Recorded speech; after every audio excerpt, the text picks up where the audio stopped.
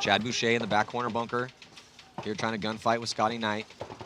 And here comes, he's going to try to cut through the highway. Ooh, actually picks the perfect time to do it. Nice Knight move. was looking inside. You saw Knight shake his head because he was just looking inside. So Spidey senses tingling at the perfect moment there. Correct route run by Chad Boucher. And now he's going to take over the attack here on your screen for Houston. He's going to get out there to the 50-yard line, snake side. Well, and certainly a missed opportunity, Matt, because there's an uprising player behind the snake guy who just got bunkered. And if he was in position in the Pentagon or somewhere else, he could counter that move. But because he's hiding in the backfield, he's out of position to do so. Graham Arnold is at that Aztec. Typically call that the God bunker, the Aztec behind the snake, and he's looking towards the D side. Trying to put pressure on, I think that is Nico, who's in a real good spot. Nico all the way into D4. He's an aggressive player. He's got Devin Stewart behind him. One body advantage here for Houston Heat, 3-on-2.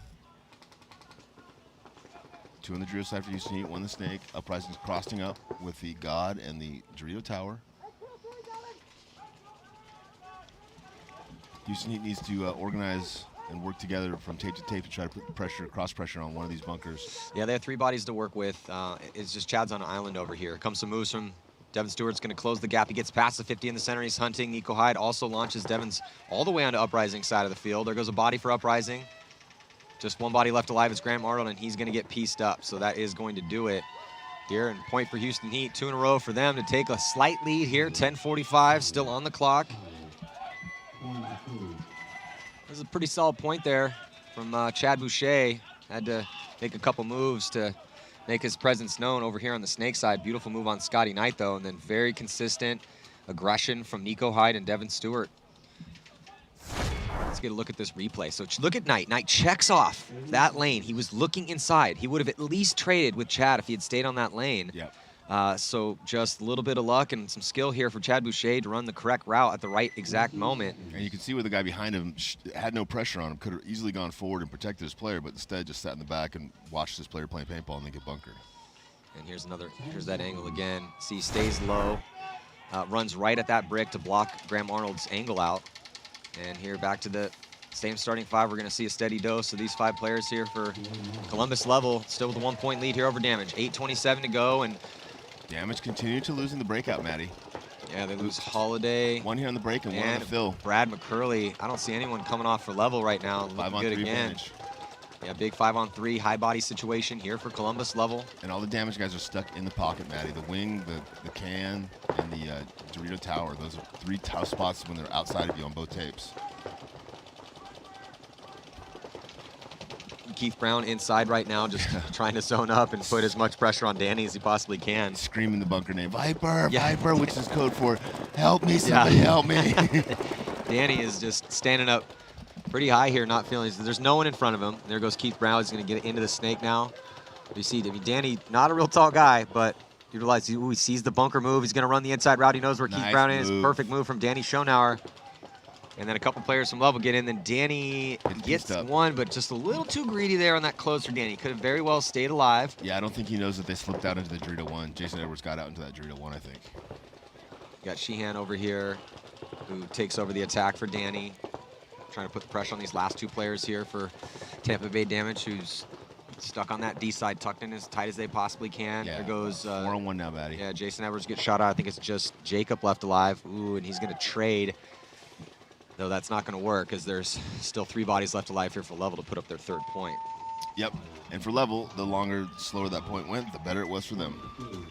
Houston Heat now coming out looking much better the second 2 points than they did that first point. Uprising starts off the matches really well, but they have a hard time keeping that tempo and that pace up, Matty. Tell you what, man.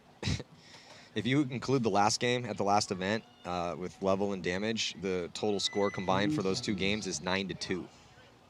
I've been telling you for years that level is a significantly better team than damage. You're like, no, Rich, no, you're so wrong.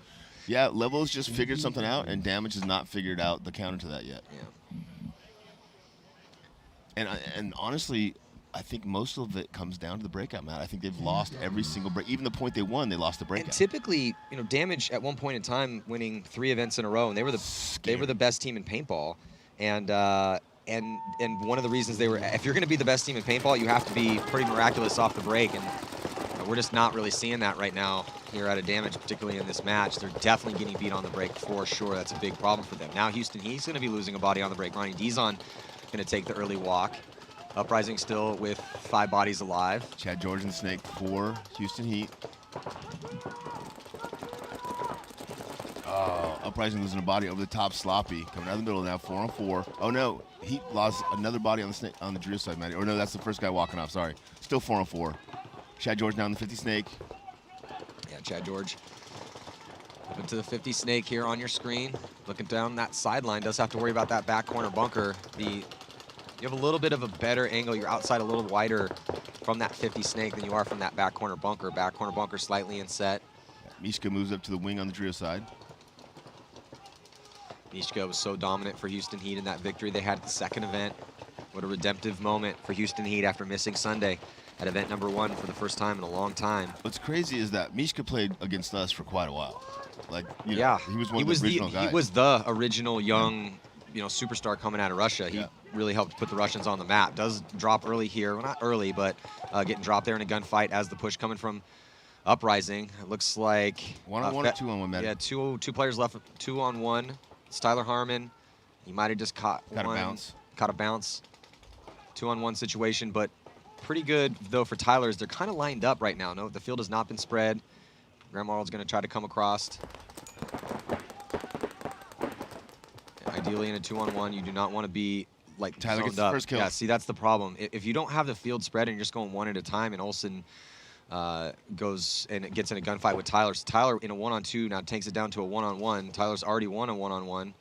1-1, lost 1 yesterday. The biggest mistake I see Matty make in 2 on 1s and 3 on 1s and 3 on 2s is not shooting your gun, posting up and waiting for that shot on that guy. Oh, Tyler Harmon pulling off a 1 on 2. Oh, Tyler is so good. Modesto strong, baby, all day, every day. So good at this game. It's so impressive and fun to watch. Good job, Ty.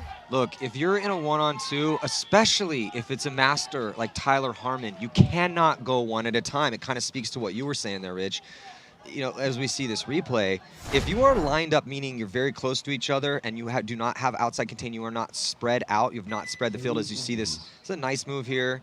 Blast Chad George in the top of the head. I had no idea that move was a sacrifice body, but here's this close. So Tyler Harmon, this is another point that Uprising is going to want back. You see Olsen goes up and gets in a gunfight here. The field is not spread yet, so a little bit more patience. You have a lot of time to work with.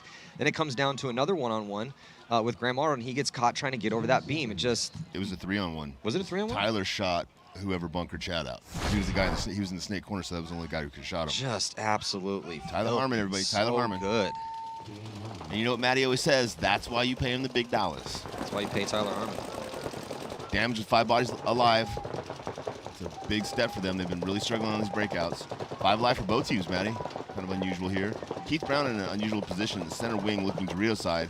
Very defensive position for one of the best Snake guys in the league. Well, see how Tampa Bay Damage is going to answer. They have 6 minutes and 40 seconds left to work with here. On paper, they should be beating the brakes off of Columbus level, but that's not what's going down out here. That's not how it works. But they've just made the adjustment they need to make, Matty. They just went pocket hard. They survived the breakout. They've got 5 alive, and now if it's a long, slow point with 5 alive, up 1 player, Damage has a huge advantage in that situation, in that scenario. Jacob Edwards moving to the center wing, looking to Drio's side. That's a great bunker there to cut off the Drio's side. Yeah, Keith Brown getting out wide here, Snake side. He's into Snake 2. He's going to get some help as Smith gets out behind him. Good to see Smith living here. He's a great survivor, but they've really been isolating him off the break. One of the guys that have been shooting off the break quite a bit. Yeah, Level's in good position here, man. They got God, Snake 1, the wing on the Drio side, and I believe Dorito 1 or Dorito 3. I can't tell. They're both blocked for me. Yeah, I can't see D1 for Damage. Do you see somebody over there? Yeah, there's the bunker's moving for sure. So it's 5 bodies still alive for Tampa Bay Damage. Keith Brown going forward. He's got a little bit of a shot cross field on that wing. Yep, and he shoots him in the back. So he does get a shot across the field. So 3 on 5 advantage here now for Tampa Bay Damage. And good communication for them. Can hear everyone talking right now for Tampa Bay Damage. There goes a couple moves on the D side. Chad Bouzier is going to improve his position, but Keith Brown's past the 50-yard line. He gets kill. Keith Brown being very patient right now, knowing that they absolutely need this point. He cannot squander his body in this situation. He does have Jason to help him to take over the attack and Smith behind him, so he's got a lot of help. Yeah, Keith just get up and go here. Only 5 minutes left in this match. Still going to be down by 1 point.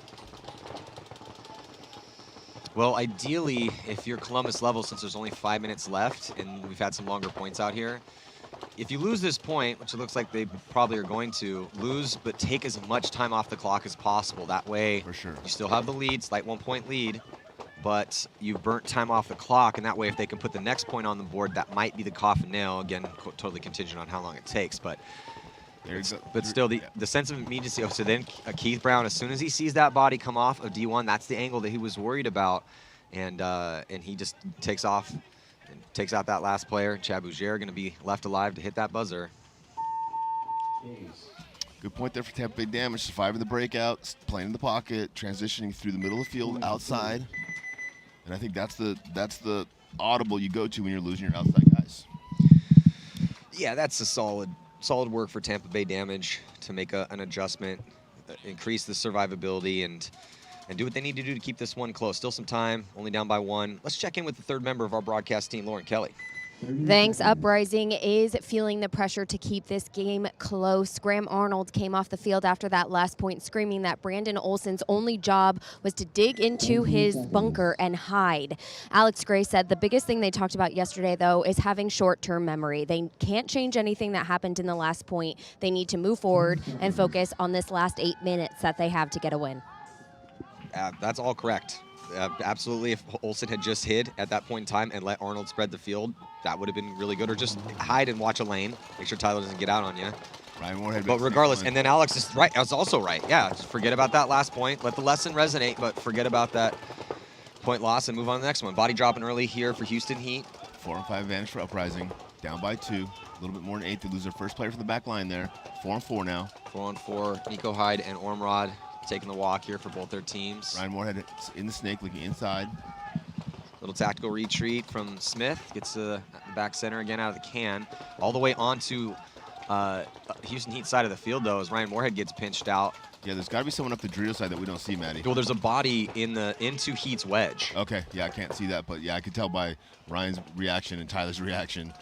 Only 2 players left alive for Heat now. Tyler Harmon in the insert bunker. Ooh, it was Alex Gray. So Alex Gray up there doing some work, but then he gets a little touch too greedy in that situation because he was in a really good spot and did not need to over-battle right there. So still 2 bodies left alive, but I think Ryan Smith's going to get pinched out. That leaves just Tyler again, and then Tyler's going to get his loader scalped, and then that's going to do it. Uprising making it a 1-point match with 7:30 left now. By the time they hang it, call it maybe 7:25-ish. We'll see.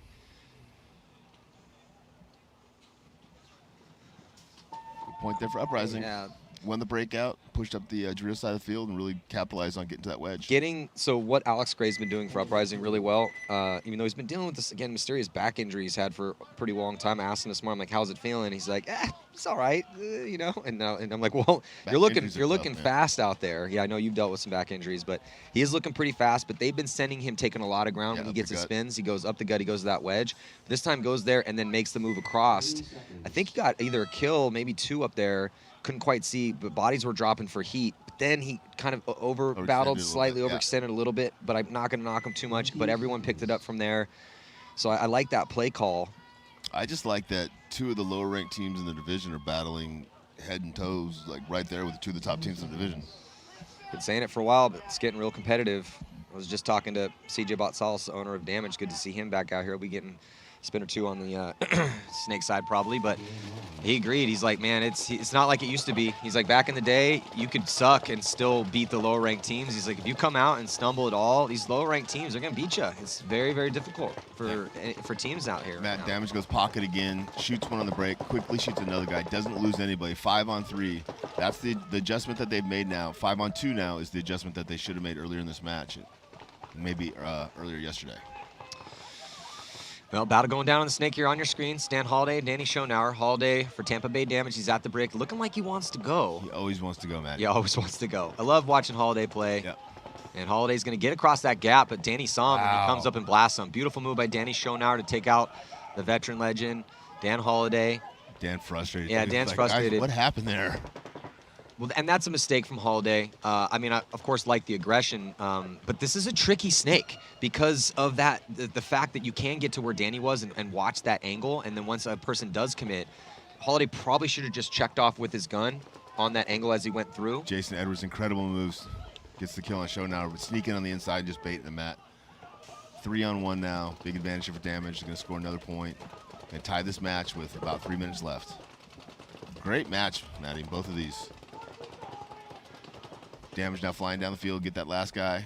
Real good point here for Tampa Bay Damage. Great job by Jason Edwards. Brad McCurley in there to get that last kill. Gonna hit that buzzer. Actually, he's gonna let Jason hit the buzzer. Chad Bougere and Brian Smith also in on the action. So that's been the core starting 5 here at this event for Tampa Bay Damage. After all the practices, even though he's got a pretty nasty roster, Joey Blue deciding to go with those 5. So here comes Holiday. He does go through. See, he takes his gun off that angle for just a second, and he just didn't see him there. And Danny saw Holiday, and they just came through and bunkered him out perfect. But then Danny gets taken out. Boom, see there that shot after the little tactical retreat, and then Jason Edwards making his presence known. Here's the close. Brad McCurley runs the correct route straight at the bunker. Actually didn't even need a bunker, that last player, but then must have felt that he had a decent amount of pressure throughout the point, because typically, just in case. That's smart though. I mean, there's nothing but veterans on that veteran roster, on the starting roster at least. They got a couple of guys that that are out. Well, actually, there's only really one guy on Damage's roster that's not a vet, but that team is pretty chalked. Yeah, that's about it. Because Mike's definitely, at this point, a pretty solid veteran. He's been around for a long time. Houston Heat, 5 alive, shoots 2, so 5-on-3 advantage here early on in this match. Uprising, I mean, Heat now losing 2. Ooh, Tyler coming off early. Uncharacteristic early death from Tyler, but Uprising losing another body, Maddie. Yeah, it's not looking good for Uprising. See if this player in the Snakes is Creek. Yeah, I think it's a 4-on-1 now, Maddie. Yeah, yeah, it's not looking good here for Uprising. Houston Heat gonna try to extend this lead. Still 7 minutes to go, a little under 7. Houston Heat swarming all over the field here, and Chad George and crew getting it done. Mishka in there. Yeah, Todd Nixon in these lineups up quite a bit. Fedorov also alive with, looks like Nico Hyde. So, yeah, he's going to be kind of tough. Well, we'll see how Todd works the roster going into Sunday. It's kind of like that embarrassment of riches for the really top teams. But it is difficult. It's hard for Dave Baines. It's hard for Todd Martinez to whittle things down on Sunday, because typically Impact and Heat will play really well in the prelims. And when you're getting everybody spins, it's kind of tough to figure out who the starting 5 is going to be. Yeah, and having that balance is very challenging. And then also having those guys competing for those spots, you know, is tough. Because that keeps everyone sharp, though. It keeps them all sharp, but it also keeps them in a competitive nature with each other, not with the other teams necessarily. Yeah. So everyone's getting it done for Houston Heat. No real glaring errors in that roster right now, at least from what we've seen so far. Yeah, Tampa Bay Damage again goes to the pocket, doesn't lose anybody, doesn't shoot anybody, so 5-on-5. This is Level's opportunity. If they can trap Damage in the pocket, which they haven't been able to do so far because they've been losing bodies when Damage is pocketed up. Yeah, see the give them an advantage here. We see Columbus Level first to go here, Snake side. Getting Danny into the Snake. 2:24 to go, depending on how long this point, how much time ticks off the clock. Whoever wins this point, that could be the one. Yeah, 4 bodies on kind of center/Dorito side. Only one guy Snake side over here, and he's looking Dorito side too. So Damage really looking at shutting down the Dorito side of the field there. Doubling up now in the Snake structure. Columbus Level. So playing a little bit more tentative here. Tampa Bay Damage. Gonna be possibly losing a body. Yeah, referee's gonna pull out Smith, and possibly pulling out Jason as well too. So it's not looking good here at all for Damage. Brad's getting pinched as well. So he got caught, and now, yeah, might want to think about conceding this point, except unless Chad Bougere can pull something off. So Chad launches. Chad's making moves on the D side. No one's picked up Chad Bougere. No one is looking at Chad right now. He's at or past the 50-yard line. As Keith Brown gets shot, Keith's pointing. There's going to be a major penalty assessed. And here comes Chad Bougere. No one looked at the D side. Chad goes down and shoots everyone and steals this point for Tampa Bay Damage. Unbelievable performance here from Chad Bougere. We saw him go off on that D side yesterday. And yet again, it was looking that way. And that's just miscommunication. And you have to keep your head on a swivel. Yeah. Just because things are looking good and bodies are dropping in front of you. Your job. If you're playing a team like Damage and there's a guy like Chad Bougere with his burst speed out there, you have to keep the fundamentals still intact. You have to have that containment. That's just a huge mistake in Columbus Level. So something that bothers me, Matty, is I saw this yesterday, and we just saw it again today. The players are out there calling their penalties, and whether or not the referee is reacting to those players calling those penalties or not, it looks like they are, right? So it looks like you're pointing at the referee, telling him to throw a flag, and then whether he's throwing it or not, it looks like he's He's doing it. the two big mistakes, if that major stands, is obviously getting a major. That's a huge mistake in a pressure situation like that, and then letting Chad just run a racket on that D side. No one was looking at the D side at all, and that was a guaranteed point for Columbus, and they lost it, and it was a tie game with 1:23 left. So yeah, about as bad of mistakes as you can make. Yeah, that's absolutely. But still a rookie team. As good as they have looked, they still have some issues that they got to work out if they want to contend. We'll make it to Sunday on a regular basis, and then once you get there, contend. And you cannot be making mistakes like that if you want to win paintball tournaments. Well, and no disrespect to Level, but there's no way that Tampa Bay Damage is going to win playing like this against one of the other top teams, right? If they can barely get by one of the lower-ranked teams playing the way they are, they've really got to figure out what's going on and kind of retool before they get to Saturday afternoon or Sunday. Otherwise, they're not going to be there. Houston Heat going that same breakout again. 3 Dorito side, 1 up the gut, 1 snake. Well, Houston Heat's up by 2. Uprising needs to answer and need to answer now. 6:45 to go, but they cannot let Houston Heat put another point on the board. That's the 3-point spreads. That's when it starts to get bad. Looks like good break here for Uprising as they're able to shoot 1 and do another body drop, and it's Olsen coming off early. So and a penalty. Ooh, penalty going to be assessed on Houston Heat. Minor penalty that's going to pull off Tyler Harmon. I think that was the penalty on Nico Hyde. Yeah, 2-on-4 advantage here for Uprising. Down by 2 points. 6 minutes left in this match. Plenty of time. Ryan Moorhead in a low body situation runs through. Alexander Borromeo is just pleading. He got to be real careful. He's going to get penalty so some himself. guys can call their own penalties, but some guys can't. It just depends. He was definitely watching the gap, definitely shooting the gap when they released, but did not get the penalty. Chad Bougere runs through, but unfortunately for him, Creek was right on the other side of him, and just. Oh, Chad catching a couple extra. He turns around, glaring down cross field. Chad's a really nice guy, but also a very scrappy guy, too. Very, very scrappy. Definitely has a bit of a chip on his shoulder still. All the great ones do, Maddie. All the great ones do. He did catch a couple extra, though. I don't think that was intentional. I think that was like, I saw a body and just shot him real quick. They were super intentional. I don't know. Before the match, they were like, we're definitely going to put it on Chad. And I was like, we see Chad. Why? He's such a nice guy. If we see Chad out there, he's definitely going to get shot at his back. Make him pay. Make him pay. Oh, Uprising still had 3 bodies left. Yeah, they had a lot of bodies. That penalty killed Heat, so that's going to make this game pretty interesting here. 1-point game with 5:14 left. Well, we got lucky this morning here, Rich, with 2 good matches in this first set. Yeah, 2 1-point games right now, and on paper, Heat should beat up on Uprising and Damage should beat up on Level, but that's just not how it works in pro paintball anymore. Yeah, throw that paper away. That paper is done. That's an old paper, Matt. Well, we did see some blowouts yesterday, but Level, well, we don't see any scratch today. their heads, man, because they should have won that last point.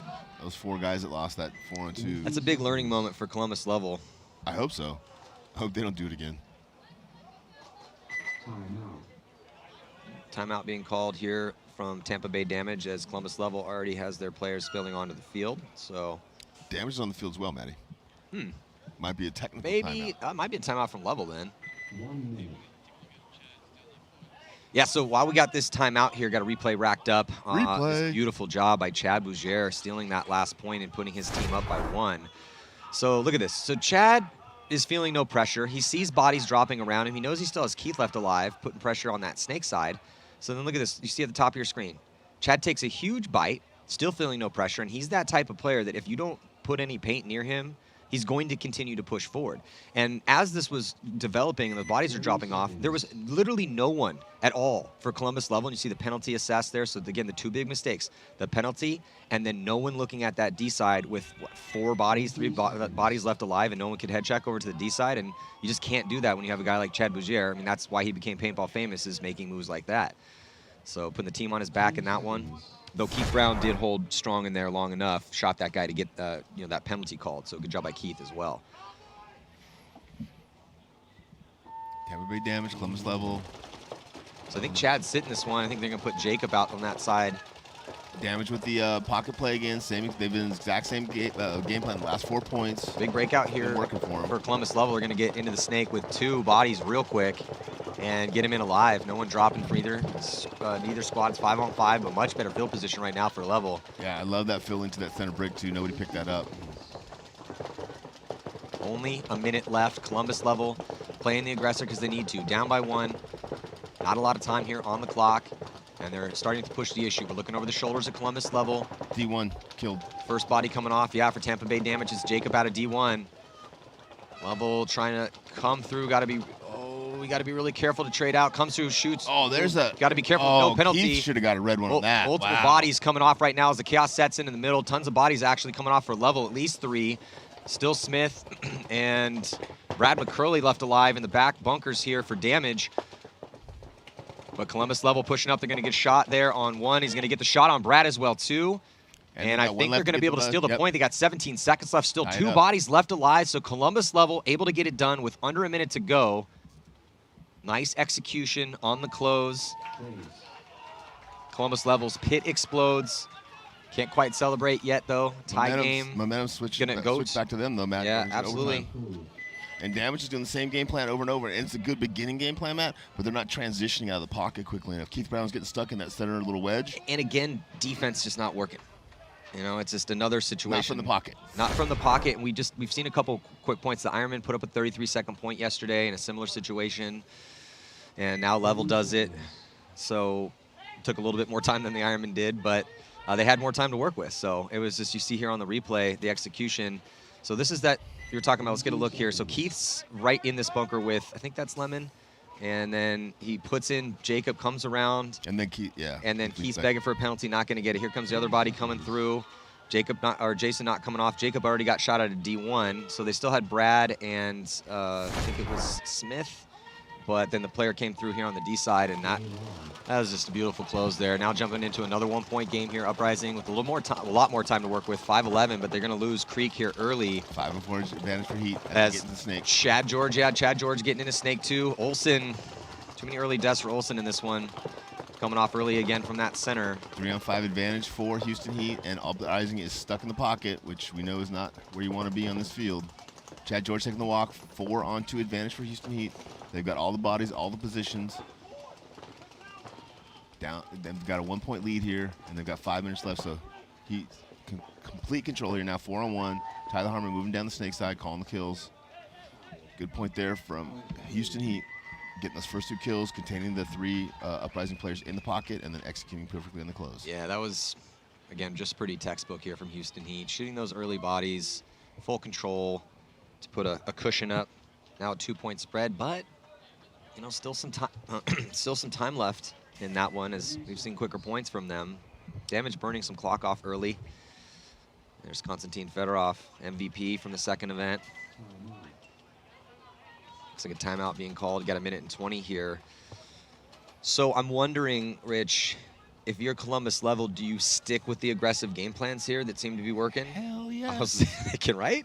What else do they have? I think it has to be a steady dose. Look, whatever they're doing of is Silberg, D-side, Danny here, get Lemon up in the mix, Askren. I mean, just they're doing a good job of the forward progression. They're taking ground. They're shooting bodies on the break.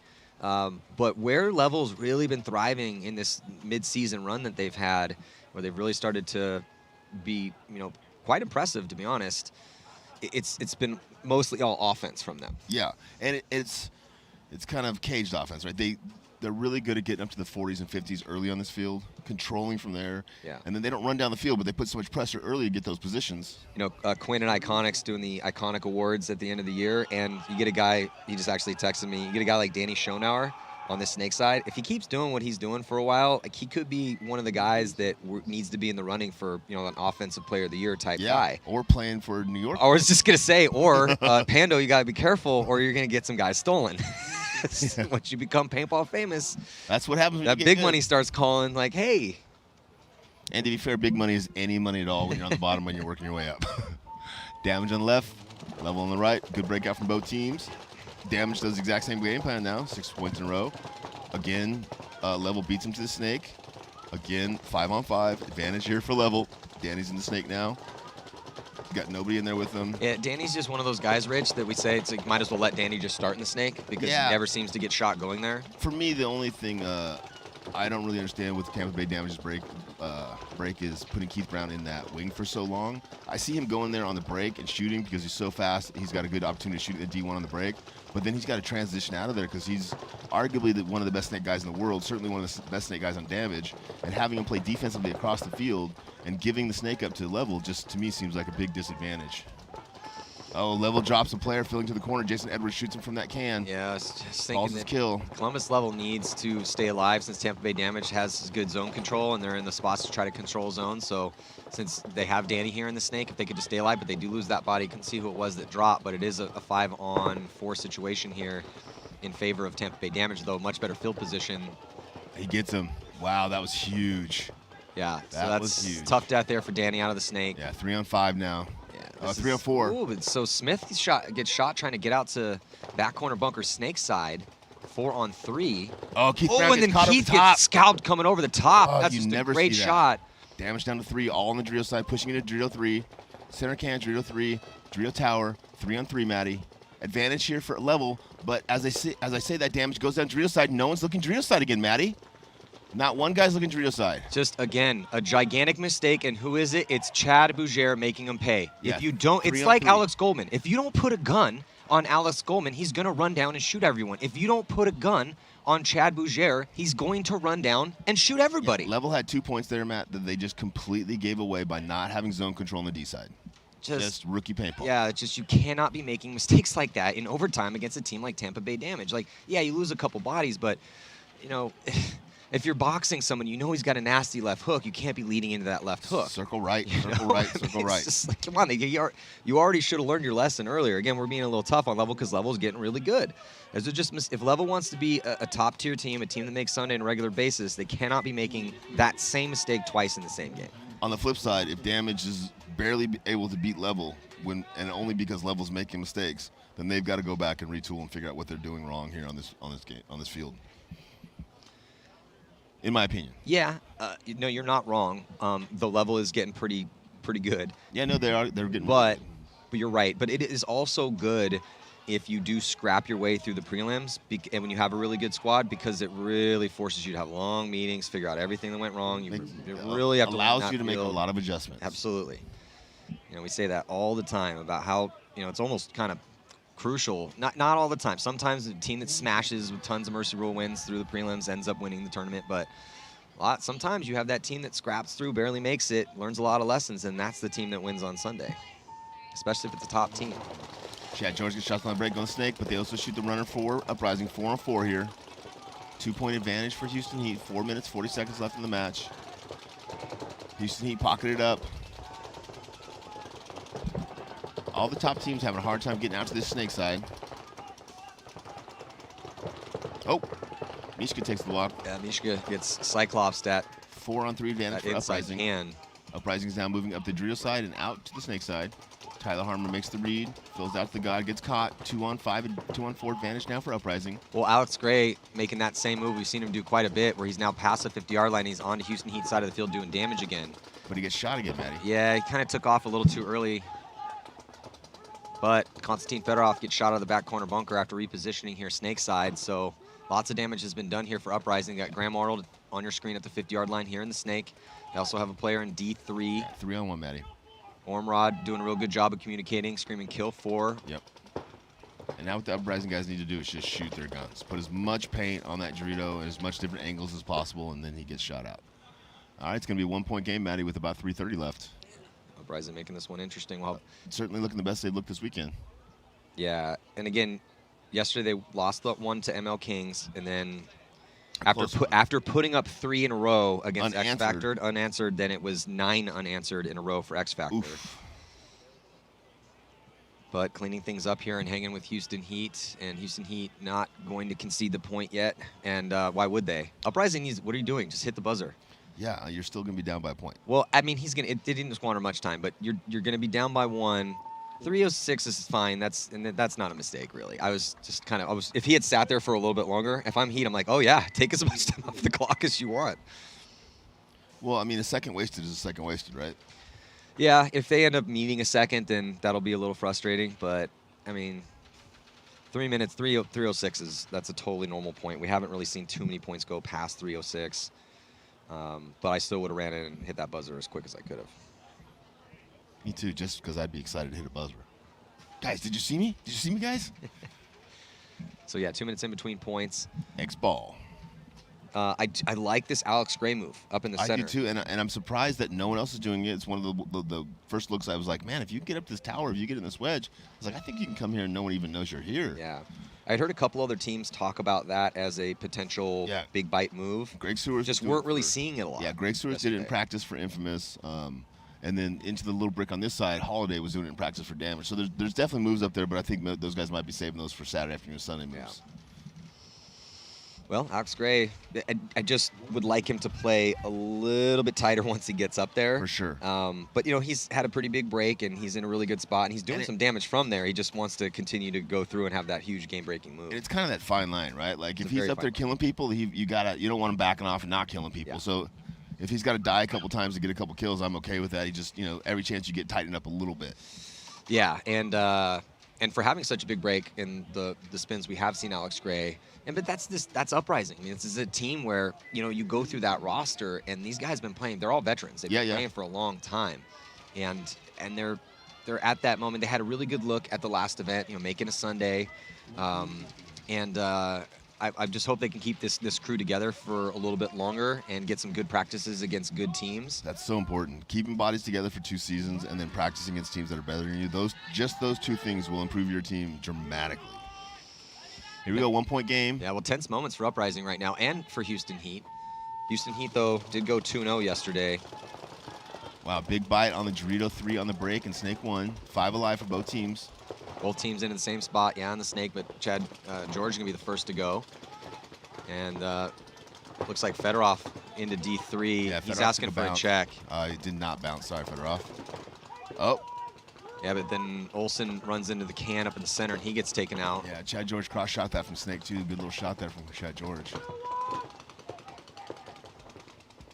Good fill to the corner for Uprising. Ormrod's going to dive into the wedge and make it in clean. They also get Arnold out wide here. Snake side to get behind Creek. 4-on-4. Again, 1-point advantage, 2 minutes, 25 seconds. Yeah, Chad George looking back and forth, trying to figure out which way he wants to put his gun. He's going to go down the sideline here. Creek is edging out. Oh, what a nasty shot for Creek, and then he looks over the top at the perfect time. Might have caught Mishka, too, but then he gets caught by Tyler. Wow. Creek screaming cross fields for someone to go check Mishka, but I mean, I didn't even see Mishka flinch as he dove in, so maybe Creek just missed that shot. Still, what a nasty snapshot he got on Chad George. Creative, he had to edge out in order to get that shot. Really nice. So now here comes Ormrod to get into the Snake. He's got Tyler Harmon in front of him. He's got Graham Arnold behind him. So this is what Uprising and Level is doing. They're beating the better teams to the key bunkers on the field and then getting the reward for getting there. They're damage those forcing these better teams to react to their movements. They're beating them to the key spots and forcing them to move into those guns, and that's not easy. Yeah, it's just this is a bit of a counterpunch Tyler field. Harmon, guys. Oh, Tyler Harmon, 2 kills for him. Tyler's just so ridiculously good. So he's another guy making a strong push for potential icon of the year with the way he's been playing. Yeah, and I just don't get it, man. If you've got Chad out on your tape, or if you've got Tyler out on your tape, and you look inside, you're just giving up. Because they're coming, man. As soon as there's no one stopping them, they're coming. Well, that's what the best players in the world do. Well, and as everyone knows, what's the big difference between pro, semi-pro, semi-pro D2, and the difference is the swag. It's all swag. There's lots of, I don't know, there's a lot of swag down in the division. I think the divisionals might have even more swag, but look at this replay. James Creek, he inches out slowly but surely, and then using that, because that's a little inset there, that 50, he's using that 50 to block it out, so using that as the bunker, and then pops the top and tries to get the shot on an advancing Mishka Kiesnev, and he just up over the top a little bit too long. So Tyler with a little 3-pack here, because he shot Creek, he shoots Ormrod, and then gets the kill on Arnold, and so just a 3-pack to close here for Tyler Harmon. But again, the difference is the quickness and how, like we just saw that from Chad Bougier twice in the damage game. We've seen it multiple times now from, not only his prowess as a one-on-one and one-on-3 actually earlier, but then his ability to close because that option was given him, and Uprising was just taking too long to ponder the variables. Tyler went through and shot everybody. And that's the big difference, right? So it's the highest level of paintball is very simple math, right? If those 3 Uprising players were all looking at Tyler and shooting at Tyler, Tyler could not do what he did and would end up dying in a 3-on-1 situation. But because those guys lose the focus on Tyler, not just one of them, not just 2 of them, but all 3 of them switching their guns looking Dorito side, Tyler now, simple math, like, hey, man, It's 4-on-2. I have a very little chance of winning this game if I sit back here, hide, and hope to dink some guys out. But if all 3 dudes off in front of me check off, I can go win this game. It's pressure, right? If you're not feeling pressure, it allows you time to think. And when you give these top-level elite guys time to think, well, they're going to win more often than they lose. They don't need much. A couple seconds, they figure that stuff out real quick. Yeah, Tyler also not sitting many points out here. Todd he's kind of been his mainstay. He's been filtering everyone in around Tyler. Tyler has sat at least 1, maybe 2 points, but for the most part, he's played every single point. You like to talk about how intense he is. I saw him out here Wednesday on the field, walking the field, and he was. Yeah. I'm like, how you doing? But he's like, oh, I can feel it. It's all I can think about. I'm like, oh, Tyler's on fire right now. Tyler is one of those guys that doesn't matter all in, man. Whether it's raining, it's hot, cold, it's 6 o'clock in the morning or 12 o'clock at night. He's exuding energy, is just laser beaming out of his eyeballs. Yeah. Hyper focused. Yeah, so Todd's got the boys here for a little last pep talk. Got a 2-point cushion with 1:31. I mean, this is definitely Heat's game to win. Uprising is really going to have to push into these guns. We have seen multiple quick points out here this weekend. It is possible. And there's the crew. We got Scotty Knight, who's having a pretty good weekend. Ormrod's been playing pretty good. Don't see Alex Gray out there, so I don't know if they're going to... Oh, yeah, there's Alex Gray. He's hiding behind. He's hiding. They don't want him to know he's out there. So I look for Alex Gray to be moving up into that wedge here, probably off the break. And, yeah, they need 2 quick points. And they're going to be losing Scotty Knight off the break. They do send Gray up to the wedge. And here comes the quick push. Chad George shot off the break, but tons of ground taken. I believe it's Dizon. Yeah, Dizon all the way into D4. That's an aggressive play call here from Todd Martinez, Houston Heat, with not a lot of time left on the clock. I like that. It looks like it's working out for him, too. Another body coming off for Uprising. 2 more coming off. Just 2 bodies left alive. Actually make that 1. It's just Ormrod. Yeah, so that's the coffin nail here in this game. Now it's just a question of what the score is going to be as we hit the minute mark. Fedorov coming up, blasts Ormrod, and that's going to be a concession here from Uprising. Now score 7-4, 3-point spread, 57 seconds left. Since Uprising lost both of their games yesterday and lost a pretty big one to X Factor, this probably is going to do it for their Sunday chances, unfortunately, because every now and maybe every 5 years a team will get in at 1-3, but it is incredibly rare. Yeah, all the stars have to line up just right or just wrong. Yeah, I mean, it's so rare it almost never happens, but it has happened. Twice now, I think. Yeah. Shock made, I think it was in Vegas 5 years ago that Shock made it at 1-3. And that was such a surprise that I remember going up to him and I'm like, hey, man, sorry, guys. I'm sorry, guys. You guys. Like, what are you talking about, close games, and they're like, and then they looked at me almost like embarrassed. They're like, we actually made it. I'm like, you guys made it through to Sunday, 1-3? They're like, yeah, we made it. I was like, oh my God, well, best of luck tomorrow, man. Go to the casino. Go put it all on black. You guys are hot right now. Yeah, so I gave Bo Milo, he gambles a little bit on the side for fun, and I gave him a hard time. I'm like, you always bet on black, right? He's like, I always bet on red. And they always bet on red. I'm like, I've always been taught you always bet on black, man. Like, nope. I was like, so maybe, I was like. The contrarian. But if I gamble with them, definitely one of us is going to win, one of us is going to lose. Yeah, that's why they brought the 0 and 00 out, so it's actually less than a 50-50 bet. You know who invented roulette? Just 1-0, that was okay. Now they got 2 zeros. I hear some wheels have 3 zeros. It was just 1-0, but the 00 was brought out, I think, by the casinos. But people that invented roulette, monks. Makes perfect sense. It's like, really, monks are gonna invent that game? All right, cool. And beer, yeah, monks party. Monks party. Monks for sure. are definitely responsible for the delicious European beer. Making beer, playing roulette. If they only could have some chicks, there'd be more monks for sure. 3-point spread right now. Uprising losing the first player up the middle. Second player getting a check.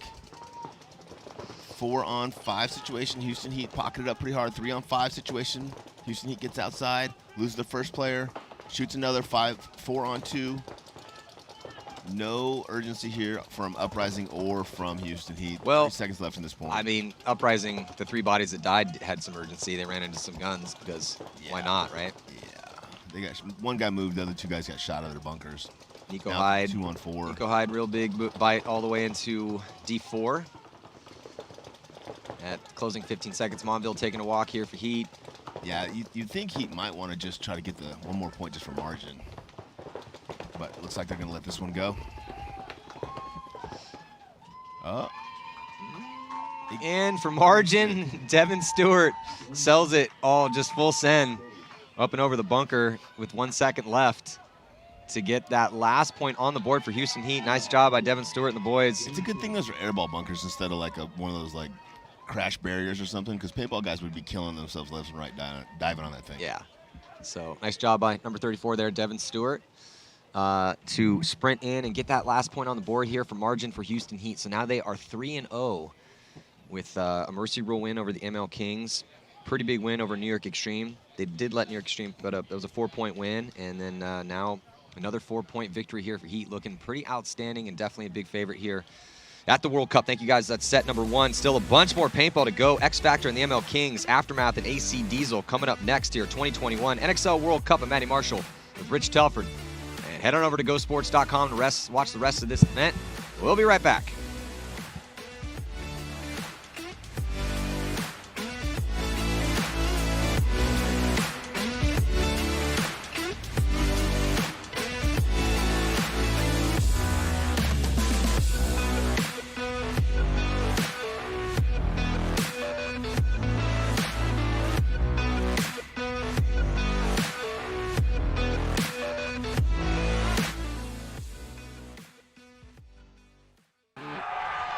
The NXL World Cup is a brutal battleground at the end of the year-long struggle for the coveted series title.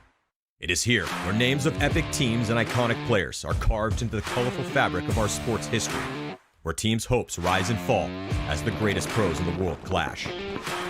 An entire year of disappointment can be reversed with a clutch performance, just as a whole year's worth of work can be undone with failure. But success at the hardest event of the season ensures legendary status. Never has our game been as competitive as it has in 2021, with new heroes and teams emerging as threats to the existing pro paintball hierarchy. But though that is true, familiar names have again risen to the top so far this season. At the first event, Edmonton Impact ran the table, going undefeated and looking every bit of the all-star team that they are. Then at the Mid-Atlantic Major, Houston Heat blasted themselves back into title contention, coming away with a redemptive win after missing Sunday for the first time in 4 years at the first event. San Diego Dynasty will defend their 2020 World Cup victory looking even sharper than they did a year ago. The crafty veteran Alex Frazee added to his already legendary career with a brutal display of relentless aggression in Chicago to lead the team to victory. But these 3 victorious teams will have their hands full. Infamous has been in contention all year and is currently ranked 2nd overall. And X Factor's new pickups performed solidly en route to a 2nd place finish at the last event.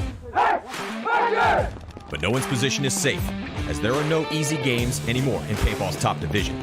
But the rest of the professional paintball pack has sharpened their skills, and they will be charging right towards the best teams trying to carve out their own slice of glory. Watch all the battles going down at the NXL World Cup, November 11th through the 14th, only on GoSports.com.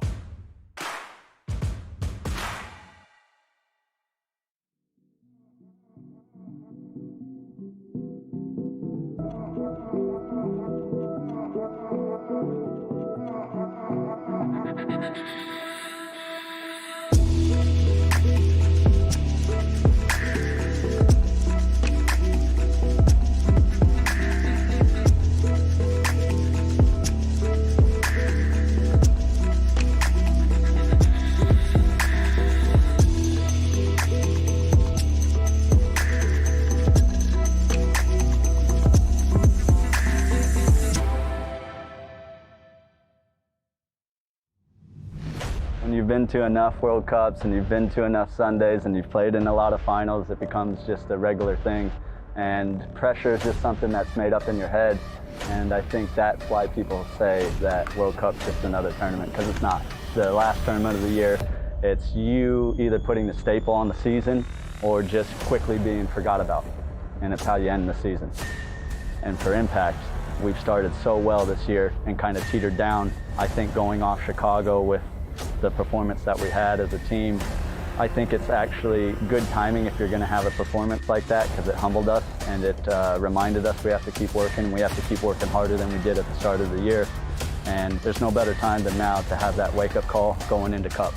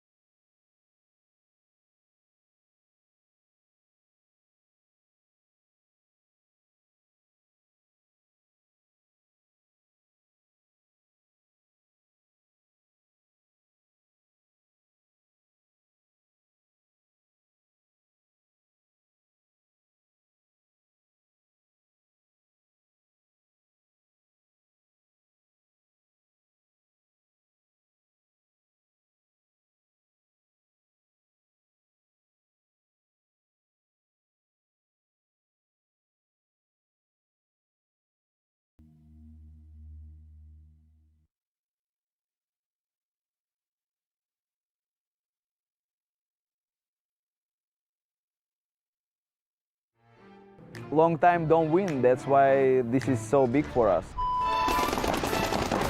We won last time World Cup like in 2010, but we think we won World Cup last time like 2019 when the referee just taking our win. But this is our opinion. You can watch this point against Houston Heat when referee decides who won. We thinking we won because referee on the buzzer, he said you clear, and we think yeah, we already go to celebrate, but after like different referee come and say no, you guys lost because you have penalty. That's why this is main tournament for us. I want my players come back and we show what we can do, yeah, and we show our paintball. World Cup, this is big for us.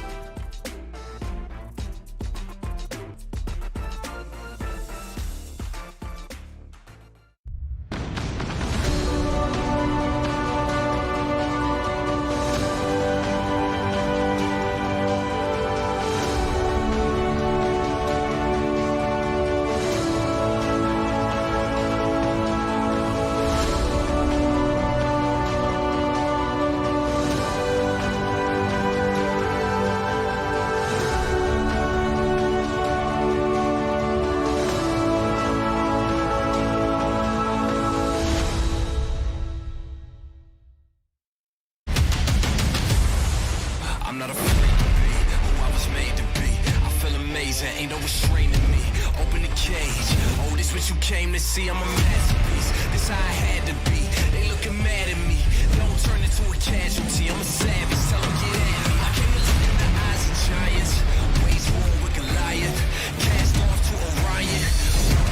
I promise this moment is mine, we did it all by design.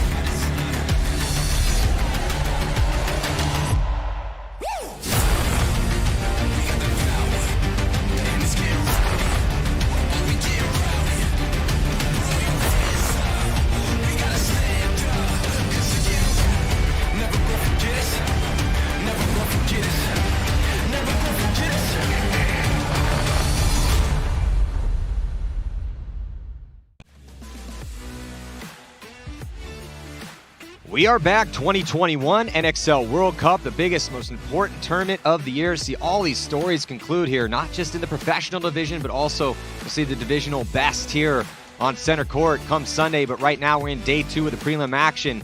Set 2, it's going to be San Antonio X Factor taking on the ML Kings, San Diego Aftermath, and AC Diesel. So, Rich, yesterday, San Antonio X Factor got off to a little bit of a slow start against Seattle Uprising. Went down by 3, but then 9 unanswered points to get a big Mercy Rule win for them. The ML Kings had an interesting day. They took a Mercy Rule loss to Houston Heat, but then they won in overtime against Uprising. So they still have a chance because if you slowly put these wins on the board, you get to that 3-1 status. They're probably going to be playing on Sunday. If you have a terrible spread, you might still be playing in a wild card round, but as it stands right now, if the ML Kings can find a way to summon the skill and the spirit to beat one of the legends in the game in San Antonio X Factor, they still have a chance to move on. Even if they went on at 2-2, if they can get a big win in their 4th game. Regardless, always a lot at stake in every one of these prelim matches. Yeah, San Antonio X Factor made it to the finals of the last event here. On the break, they are going to be losing a body here early, Rich. It's going to be Jesse Stevens taking the walk from D1, but they shoot a body here from the snake side and another one real quick. So 4-on-3 advantage for X Factor. Jesse Stevens played really, really good for X Factor yesterday, but got caught on the break there, going to D1. Tom Guest getting checked out by the ref. So Tom Guest getting picked up. Love that pickup, actually, to try to give Rainey a little bit of a break. Plays the same position as him, as Rainey's dealing with multiple injuries. 4-on-2 advantage now for X Factor. Oh, 4-on-1. Yeah, it's not looking good here for the ML Kings. Terrible start for them. They do get a shot on Sean Salcedo. It's kind of a tough death for him, not looking at very many bodies, but they still have 3 bodies to here close, and actually going to see a towel pretty quick, even with the one. It was a 1-on-3, and that's going to be a point for X Factor to start out this battle. San Diego Aftermath yesterday going 2-0, taking down the Ironman in overtime in the rain, and also defeating AC Dallas. So Aftermath sitting at 2-0 today, even though some roster roulette, not having Mike Kim in here, No Troy Erickson, no Alex Keys. Pick up Cody Chong. Really liked what we saw at Cody Chong yesterday playing the snake. Kind of one of those guys, Rich, that just might as well let him start at the 50. Yeah, Kim and Chong were both clocking in. Yeah, Kim was also doing some work there on the D side, but you know, they got some production out of pretty much everybody. I thought Hallberg had a really good day yesterday. I mean, obviously, when you win 2 games, something's working, right? Those are 2 very close matches, though, so they're sitting at 2-0 with a +2. Good breakout for Diesel. DJ right to snake 1. Mark Johnson up to the wing. Ben over there to the Doritos side tower now, moving up again. Yeah, and I love watching Diesel play because they love to play aggressive. Yep. And it's one of those teams, you know, when we talk about dark horses that could win a tournament at some point in the future, I really believe in AC Diesel's squad. I think that Mark Johnson has assembled a pretty stellar group and a good mix of players. And it's just, how much time is it going to take them to figure it out? We don't know. A win over Aftermath would be pretty big for them right now, considering Aftermath in their division undefeated. And how Diesel look yesterday? Diesel lost to Dynasty in their first match. I believe that was a 3-point match. And I think that's the only game they played yesterday. So right now, look pretty good here, taking some ground with BJ Henningberg, snake side. Yep, but one body advantage. But look at this, like we talked about, man. Cody Chong just pretty much unstoppable as far as getting to his position. And he made some good moves from it yesterday. So I think that's a really good pickup. You know, he was doing really good until he broke his leg, and then he broke his arm too. So he's just kind of been a little bit of a glass cannon. But he gets caught. Trying to be sneaky. Yeah, trying to be a little too crafty over there. If he had launched, might have just able to get out, shoot BJ, but now BJ is going to take over the attack here. He's going to get to the 50 for AC Diesel. And talk about big pickups. You know, getting, after the kind of destruction of the starting line from AC Dallas last year, getting BJ Henningberg was huge. BJ gets that kill down the tape on his snake. Nice job by BJ here. Yeah, the bodies are dropping right now, not looking good for San Diego Aftermath. Body Baginski taking the walk for AC Diesel, but Henningberg and Mark Johnson getting it done. And that is going to do it. A little bit weak on that close, but other than that, Diesel looked really good. The beginning and middle part of that point was really strong for them. Yeah, so again, just that one game yesterday for AC Diesel, currently sitting at 0 wins, 1 loss with a -3. So, I mean, you can get in at 2-2, but for Diesel to have a real good chance of for sure making Sunday, they need to put up a win here, and preferably by more than just 1. Yeah. Diesel... You ain't lying, Matty. Well, tomorrow, Diesel plays AC Dallas, well, and on paper, they should be beating AC Dallas. Yep. And then they play the Ironman. The Ironman looked pretty tough. The Ironman looked really good at the last event. Ironman did lose yesterday in 2 overtime games by 1. They did have some good points, though, where they looked real good. Yeah. They just got to string more of those good points together. You go ML Kings, X Factor. X Factor dropping 2 on the break, 3 on the break, man. ML Kings shooting 3 guys on the break. Incredible breakout for ML Kings. They play in the pockets, so now they got to get out of the pocket, but with only 2 guys, which is Colt Roberts in the can and Billy Bernacci in the snake cake, it's going to be easy for them to get, for ML Kings to get down the field. Archie, Meter, and Bulls taking the walk, and here comes just ML Kings flooding down the field, gunned up. Yeah, Kyle Berry flies up there. Getting to some good spots. Kyle Berry played some really solid paintball yesterday. He sure did, man. Kyle Berry's also got a marketing company. Does a lot of marketing. I'd like to see him do some marketing for one of the paintball companies here pretty soon. Ryan Brand had seen enough. Gonna quick concession to save Billy a little pain. So tying things up now here, ML Kings with just some beautiful off the break shooting. It's always nice to start 5-on-3 or 5-on-2. And yeah, and if you throw that point away, that's on you, right? If you're 5-on-3 or 5-on-2 and you lose that point, well, that's on you. So it looks like Lauren Kelly has an update for us. Lauren, what do you got? Yeah, we always talk about communication on the field, but Thomas Kim on Aftermath said communication has to start in the pits. He said it's essentially crucial to not only break down what happened during the previous point, but also get on the same page before you go out for the next point. So that communication has to be just as on point in the pits as it is on the field. In the pits is fundamentally important. We talk about this a lot. When you see the top teams and we go into the pits with them, they are constantly talking about the little tiny things. Even when they win points, they could smash a team and come back and still be talking about that last point. So Aftermath right now trying to scurry Unger into the snake, and he's going to get into snake too. That's mirrored up though, and it looks like Diesel taking the early walk with Baginski again and Clint Johnson. So See if the Iceman can tighten things up on that D side. 3 bodies left alive right now for AC Diesel. They don't have anyone on that D side. Yeah, 5-on-3 advantage here for Aftermath.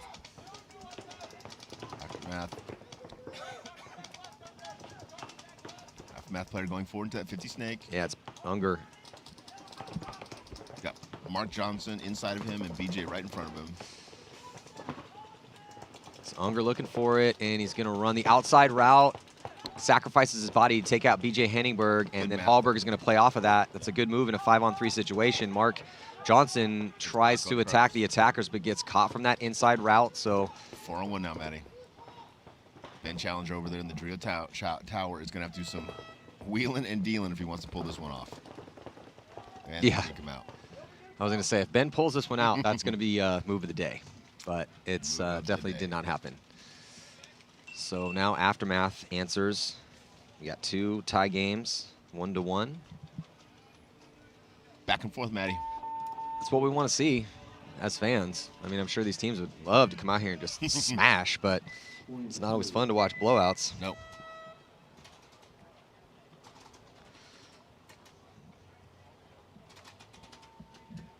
So X yeah, Factor taking the field. X Factor coming out. It's good to see Colt Roberts back in the mix. Yeah, for sure, man. Texas legend.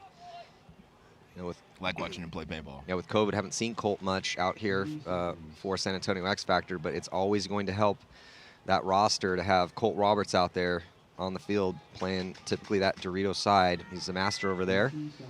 Heard he was. Looks like they've switched him a little bit and put him more in the defensive role, still on the Dorito side, but instead of the first attacker blocking first and then attacking later. And you got Colt out there, Archie, Sean Salcedo, Billy Bernaccia, and it looks like Jesse Stevens. Let's see if they change up and survive the breakout by going to the pocket. Yeah, they do go pocket, but they're going to lose Sean Salcedo as he tries to get the Aztec behind the snake, and then here comes Archie's going to launch. They do not shoot anyone on the ML Kings, and ML Kings take ground. Betancourt into the snake. So the one guy they went outside of the pocket, they lost, Matty. And I think Sunday we're going to see a lot of pocket paintball on the break. Yeah. Wow, I love ML King's aggression here, man. Betancourt onto X Factor's side of the field. Archie trying to shoot that bounce shot here on Betancourt. Betancourt also trying to shoot, looks like a bounce shot of his own. He's canceling the bounce shot by putting enough paint there. So that yeah, they're shooting the bounce shots into each other right now, putting a ton of paint on that brick. Archie gets gun dominant on that lane, then gives it up Betancourt. Now they're in a pretty solid snapshot, close battle.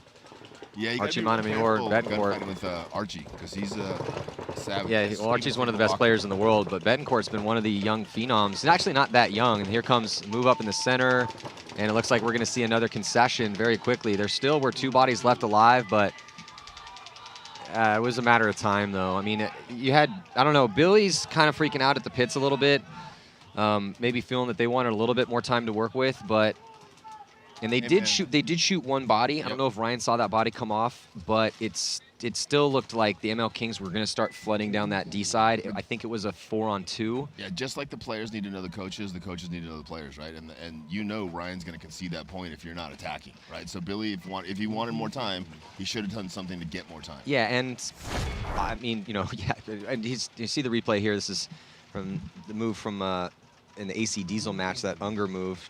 And then here's the last one from, see, Betancourt and Archie both shooting that bounce shot. Didn't work out. So then here came the move. He got clipped, but there still were just a lot of bodies left on ML Kings. 5 alive for both squads. Diesel making the first move up to the center with Ben Challenger. Going to that center tower looking snake side. He's in a good position to catch that guy as he transitions down the snake side of the field. 5 alive, yeah, and pocketed up a little bit, start things out, but it works out, get a kill. Grayson Gladstone taking the walk, but here comes the move up the center of the field as Ben Challenger is going to bunker out Hallberg. Yeah, lucky not to get a penalty. Yeah, he looked like he had a hit. Yeah, he had a hit on his back. It was a pretty big one, so Ben might have got away with one there. And then here comes Unger. Unger moving up now into the snake. BJ Henningberg right in front of him. Who's going to be the one to win this battle is going to be BJ. So BJ playing pretty good right now in this first couple points. BJ's going to run through. Got to be careful not to get a penalty on this one. Yeah, I was going to say, as a couple extra steps there for BJ, it's going to draw a major penalty. Pulling the last 2 Diesel players. I think it might be a no point, Matty, because I don't think there's anyone left on. I think there's one body. Yeah, it's Thomas Kim. Shocking. Thomas Kim's alive to win the point. So he's going to take a knee, actually, and just make sure in all that chaos that he's going to let them concede the point, which they do. So Aftermath looking like Diesel was going to take that one. BJ running through, but just took a couple extra steps, and he had some bodies left. It's kind of a frustrating situation there for Diesel. Spots Aftermath point. Matt, if you were going to pick up 2 Aftermath players. Well, let me think about that real quick. Let's check in with Lauren. Thanks. Billy Bernaccia came into the X Factor pit after that last point and said they need to have a bit more patience with the buzzer. He said that he believes ML Kings are sloppy, and so they need to trust their teammates and give them a bit more time to turn points around. So what were you saying? If you could pick up 2 players on Aftermath, who would you pick up? Well, the very first one, obviously, is Thomas Kim. You're in love with Thomas Kim. He's just really good. Yeah, I didn't say he wasn't good. I just said you were in love with him. Well, I just think that based on what we've seen the past few years, based on their roster, I don't think that, to me, it's unarguable that Thomas Kim is the best player on that team. The second guy is kind of really tough for me to pick because, you know, between, I mean, Unger's so hit or miss. Hallberg's really consistent. Barrett is really good, but more at kind of like defensive role and as a 2. Then some of the other guys that shined aren't even here, so I can't really pick them. They're not even here. So, you know, you got to have guys that are willing to be at every tournament. It just I understand real life gets in the way. Totally get that, and that's fine. But if I have to pick guys, then so anyway, jumping back in this one here, X Factor down by 1 to the ML Kings, and they get Kyle Berry. The ML Kings in a pretty good spot. We're looking over the shoulders here with our cable cam. Eye in the sky, San Antonio X Factor here in the center of the field. So if you look what X Factor has done, Matty, they've gone to the exact same breakout that Tampa Bay Damage did when they were losing their outside guy and losing points. They went strong pocket, 1 to the D1, and they're just locking up here, which is a great breakout, again, to save bodies on the break, but then you have to get outside of there. Ninos has to get out of that center cube and get into the snake or get into the Dorito side, hole side. Because if Kyle can get into that 50 snake and wrap and kill a couple guys, it's going to really change this point. Yeah, Kyle Berry in a really good position. Not typically the one on the snake side, but he's found his way to get into a 50. Yeah, he's becoming one of those guys that just finds the position that he needs to be in to try to win the game or to try to, you know, keep the game from being lost. And those guys are super, super valuable in the sport. X Factor with Colt Robertson back center, Bill Bernaccia in the snake corner, Meter Ninos in the little wing in the center. Oh, Billy gets caught going out. 4-on-5 advantage here for ML Kings. Nope, they lose their snake player out of the corner there, so 4-on-4 now. Good little backfill there.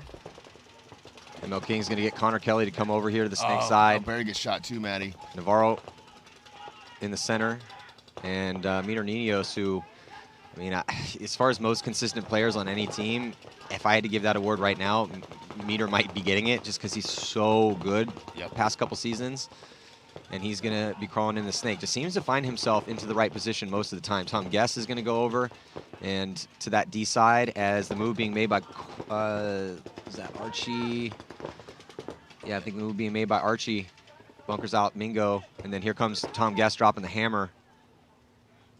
And Colt Roberts alive in there as well, too, with Ninos, who was dealing with either a loader, paint issue, something, rips his loader off. And technical issue. Runs. He's like, I gotta go clean up, guys. Tom, you got it? All right, cool. Colt, you good? You tie this up. So, yeah, there's Colt Roberts and the tall Tom Guest.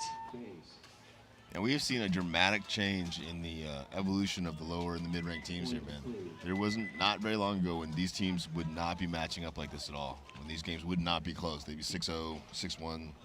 7-1. Makes it a lot more entertaining as a fan. Yeah, we appreciate it for sure. Man, Diesel last event didn't look as well as they have been looking in Matty, and they haven't looked as well this event either. I don't know what's going on. Like, some of the teams are on their uprising, you know, and Diesel's one of those teams that we've been talking about to kind of be a dark horse into, you know, future winter event. But last event was the first time I've seen him stumble. I talked to you about, I watch him in 10-man, I watch him all over the place, and they always are consistently good with whatever they're doing. But last event and this event, they seem like there's something off about them. Yeah. At the last event, Diesel going 1-3 in the prelims ended up taking 14th place. I was there, Matt. They did beat the Russians by 3 to start things out, so they looked good early, but then dropped to Dynasty by 3, lost to the Ironman by 1, and then lost to the ML Kings by 3. So yeah, just a little puzzled as to what happened to AC Diesel at that second event because, you know, the first 2 events, a 6th and a 10th. So unfortunately, they're going the wrong direction. See, they're trying to change that here at Cup. Down by 1. to Aftermath, but 2 bodies coming off early for Aftermath and 1 for Diesel, so it's a 4-on-3 situation. Hallberg filling out to snake side. For Aftermath. Down 1 body here. Up 1 point with a little over 10 minutes left in the match. Oh, Ben Challenger catches one of the hopper going forward. Doesn't get away with this one. So 3-on-3 now, Maddie. Diesel caught in the pocket again. Yeah, and Johnson going back inside to the pocket instead of filling out to the snake. I don't like the that death move. and Challenger is 4-on-3. You're down by 1. You just can't be losing high body situations. Nope. And you know, Diesel's putting themselves in a position, Maddie, where they have to play defensive. You know, they're basically playing the pocket, which makes you have to play defensive. And to me, that's just not their style of paintball. I agree. I was going to say that they're not a defensive team. It's, you know, I mean, obviously they can play defensively, but their strength is playing offensively. Their strength is playing fast. Their strength is playing lots of different bunkers. Yeah, when you know, Clint Johnson, whatever, just pick any one of their attackers. I mean, even Mark. Mark's an offensive guy. He loves to go for it. He's always making those cool, big secondary moves. Well, no, it's just that Mark's an elder statesman out here, but he's still fit, and look, and now he's in a good spot. But yep, in the 50. It's I'm trying to bring up evidence to support your argument here, Thank you, Rich. Matt. But still, you just love to argue with me. I get it. To it. It's so shocking to me that I just didn't recognize it. But now that you've see, even when I'm agreeing with you, you still just can't even take it. You know, take a compliment every now and then, Rich. All right, I'll do it. So Mark Johnson again in a pretty decent spot here, but here comes Hallberg hunting. Just hunting. I love that. Hallberg's like, I'm not sure where he's at, but I know I'm gonna go get him.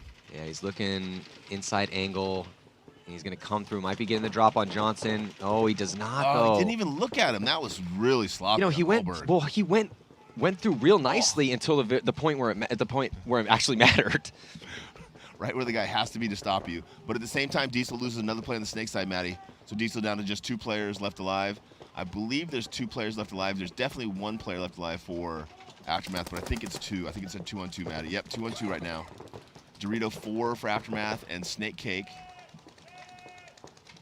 Oh, Mark Johnson gets shot 2-on-1 now with Clint Johnson in the back center by himself. Yeah, Thomas Kim. And as a coach, man, if I'm coaching Clint Johnson, I do not want him in the back center on this field, man. I want him up the middle of the field, down the snake, down the Dorito, anywhere other than that back line. I am looking at both the Johnson brothers as they come off, and they look like they're smashing a lot of paint, Matt. They've got a lot of yellow paint in their barrel. So that might be affecting him. Another solid performance yet again here from Thomas Kim on the D side. I think Ramirez was in there as well too, staying alive, getting it done. And those were the 2 bodies, I believe, left alive actually. So, you know, tip a hat to them. There's Thomas Kim and Ramirez walking off, a little pound 30 seconds. to take a lead, take a little bit bigger lead here. Tie ball game right now, though. X Factor and ML Kings. A lot of time to go. 10:09 on the clock. And there is the starting 5. Looks like Colt's going to be getting another spin here. Good to see that. Jesse Stevens. Got Salcedo, new pickup from them, actually coming over from Diesel. And there was that move across. See, Hallberg, he was going, he just didn't check off on the brick, Rich. Yeah. You could see he was looking downfield. He was looking in the back center. He was looking D-side. He was not looking at that edge of the brick, and that's just the small mistake that he made that cost him. Nice thing, though, is when you make a mistake like that, usually don't forget those mistakes. X Factor pushing down the Dorito side of the field. Jesse Stevens over there. Colt Roberts inside of him in the little wing there playing defensively. Billy Bernacci going to be taking the early walk here from the snake side, so no snake presence at all for X Factor, and Betancourt's at the 50, but a bomb goes off on the ML King side. Yeah. Here comes the real quick push from both Colt Roberts and Jesse Stevens running a racket over there. So the snake player for ML Kings got in position, but he just sat there and didn't do anything, and eventually his whole team on the Dorito side got shot, and he got shot in the back before he ever shot his gun. He was just sitting in the 50 waiting for something to happen instead of wrapping around and killing people and winning the game. Missed opportunity there for the ML King snake player. Yeah, great job by Jesse Stevens and Colt Roberts on that D side, blowing it open and winning that point here for San Antonio X Factor to take a slight lead.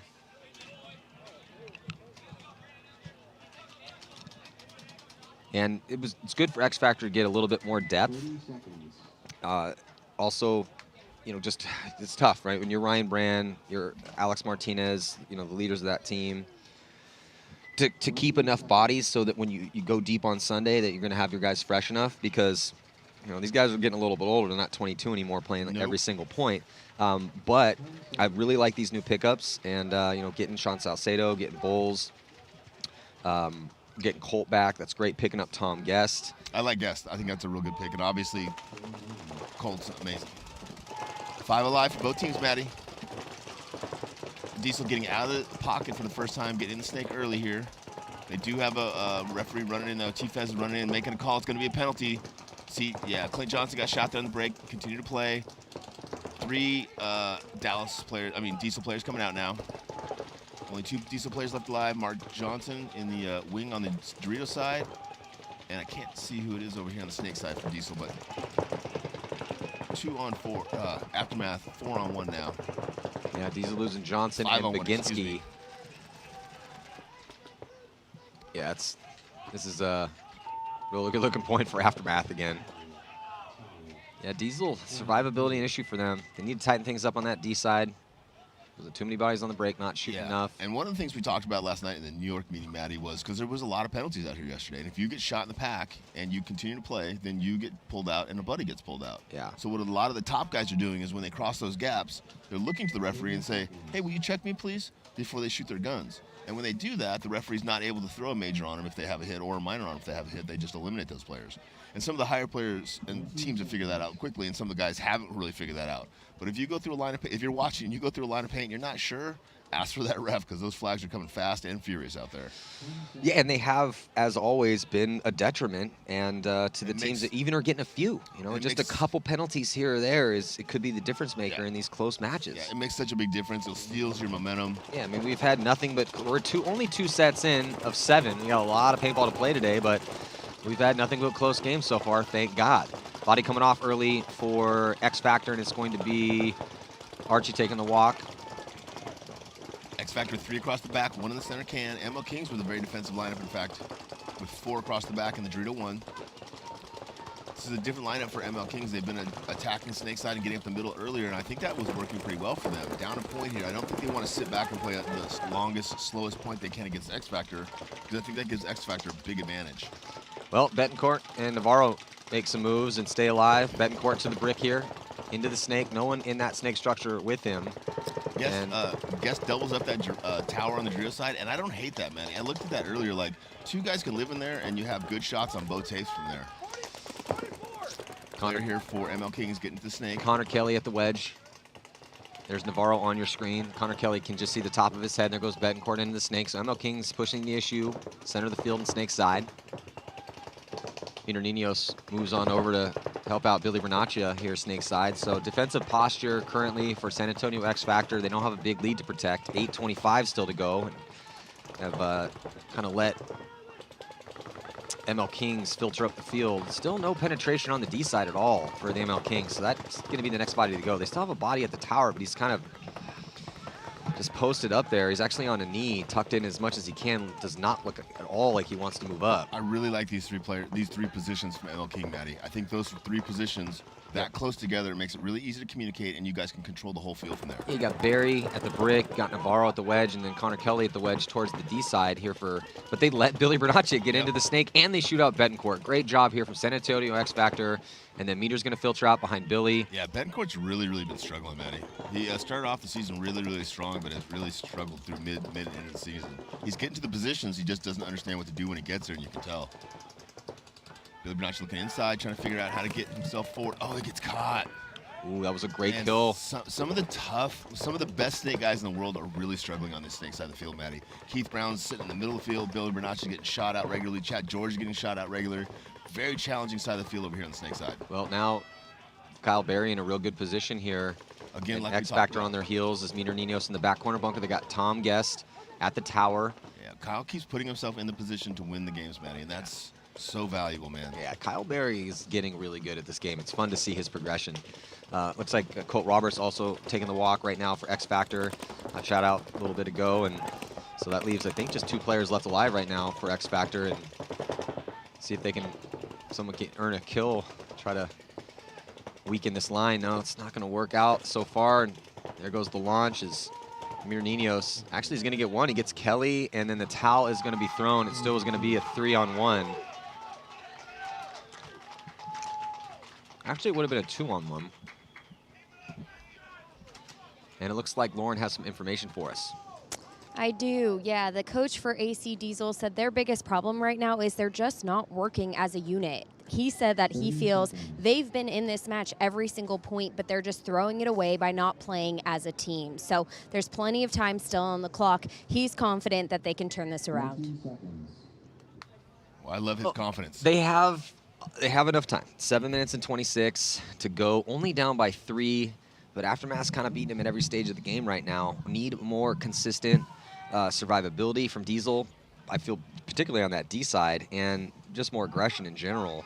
You got to be aggressive. Be aggressive. Diesel with their same breakout. D1, 4 in the pocket. Mark thinks he shot someone for sure, and he did. He got the first kill in the Dorito 3. It's a big one. It's on Thomas Kim. Yeah, Aftermath took a big bite over there with Thomas Kim and paid for it. 5-on-4 advantage here for Diesel, but they've got 4 in the pocket and 1 of the Doritos. It's tough to get out of those spots if they allow Aftermath to get forward on the Dorito side or out on the Snake side. See who can hold the containment. Again, 7 minutes left. Aftermath loses another player, Matty. 5-on-3 advantage here for Diesel. Diesel's got to have a little bit more sense of urgency, though, here, Matty. They've got to score 3 points in 7 minutes. Yeah, 3.7 minutes. I agree that there needs to be a sense of urgency, but they cannot run into guns right now. No, but in a 5-on-3, you expected for them to putting a little bit more pressure down the field. Baginski stays alive this time and finds a way to get into D3, so that's a step in the right direction. And then now they're going to get Gladstone into the Snake. Hallberg taking the walk. Yeah, bodies are dropping later. Bodies are dropping right now. It's not looking good at all for Aftermath. Still going to be up by 2 points here. Only one at, yeah. Here goes Clint Johnson through the middle to hang the flag. Oh, looks like Snake's guy's going to beat him there. So it's going to be about 6 minutes left, 2-point game. And the Aftermath's problem there, Matty, is once they survived the breakout, they kept all 4 guys in the pocket, and they just got dinked out. And you got to get outside the pocket. Well, signs of life from Diesel. And it really did help them that they kept bodies alive on that D side and got some forward progression. I feel like that's been a really big problem for them.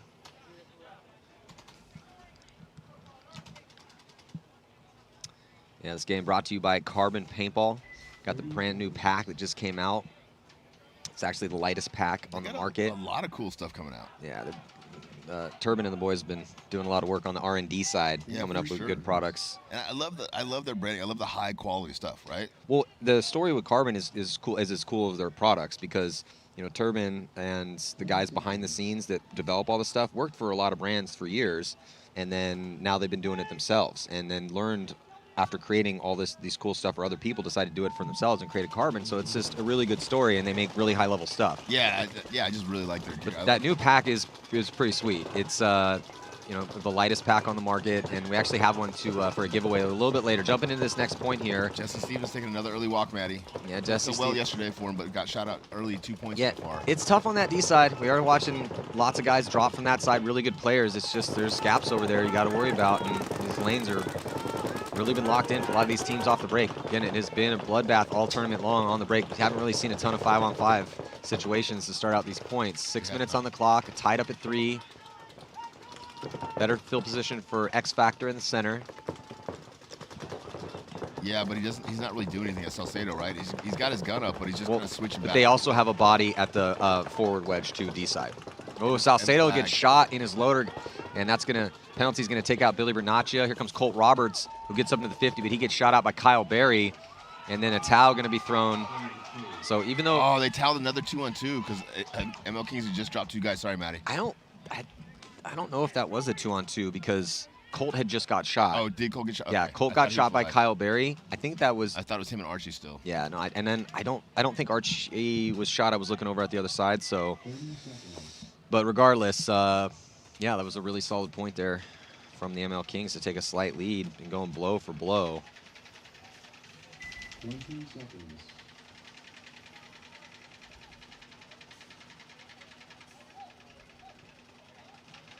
So right now here, 10 seconds to go before the start of this next one. A 2-point lead for San Diego Aftermath. Let's see if Diesel can continue to stay alive on that treacherous D side, which is— it's a both sides are pretty powerful, but seeing a little more bodies drop off the break on this on the D side. Yeah, for sure, because they're trying to get out on the D side more often than they are trying to get out on the Snake side, Matty. 5-on-5 to start things out. Grayson Gladstone in a really good spot here in Snake 2. Diesel Snake 2 early.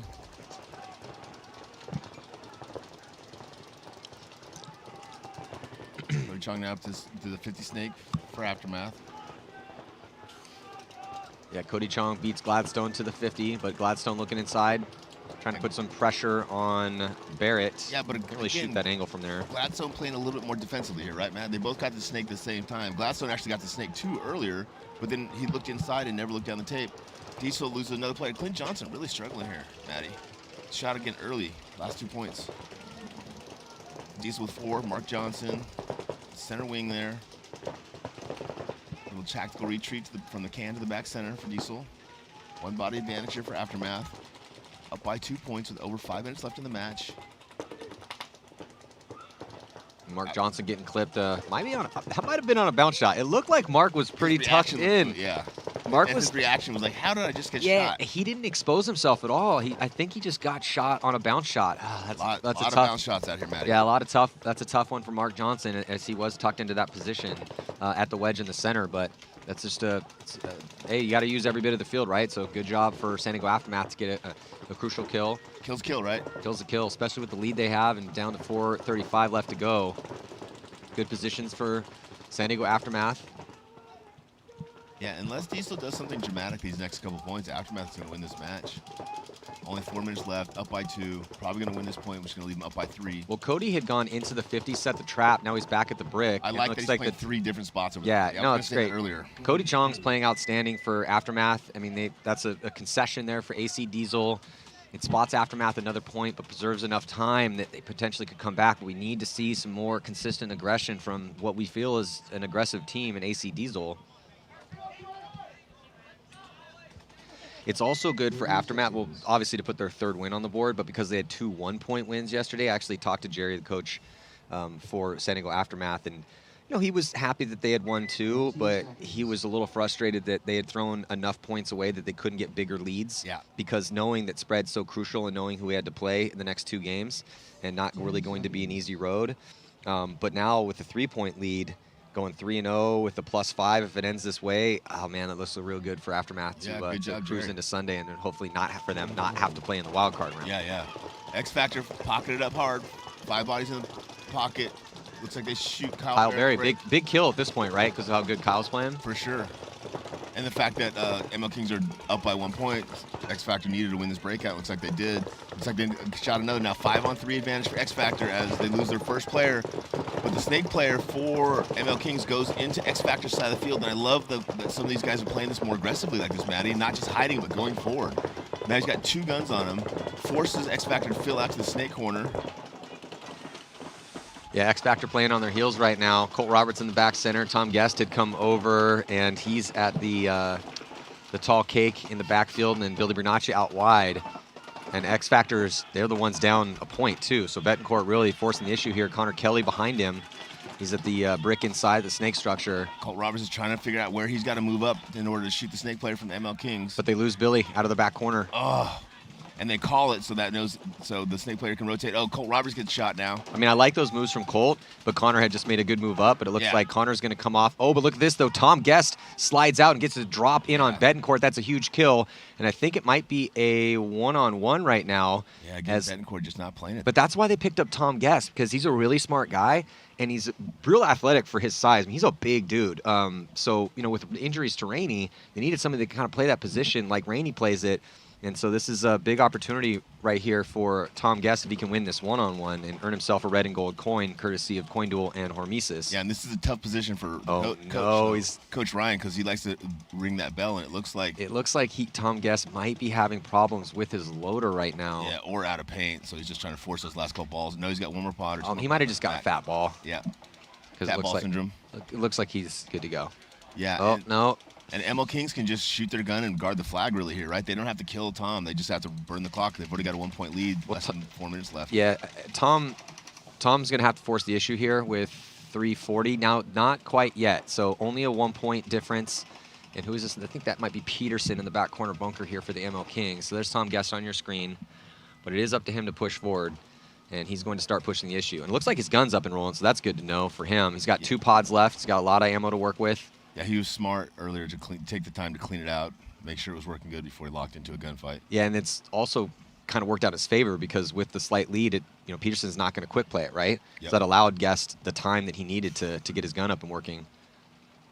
Well, let's see what Tom does. This is why they picked him up. I'm more interested in what Ryan does. No offense, Tom. Did you see skinny Brian Benini walk by earlier? Yeah, he lost a lot of weight. But look at this, right? So Tom Guest pushing the issue, goes up into the wedge. He's up and over the top right now, putting the pressure going, gun dominant, looking inside. But if that is Peterson, he has a little bit closer and to X Factor's side, and you don't have to shoot the player; you just have to hit the buzzer.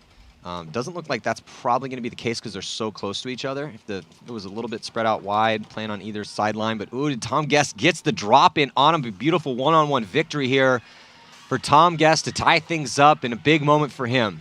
New player coming over to X Factor, play with Aftermath. And really like what we saw at a Guest on Aftermath, even though Aftermath had a really tough performance. They had that really amazing performance in Vegas and then just pretty much sucked the rest of the year.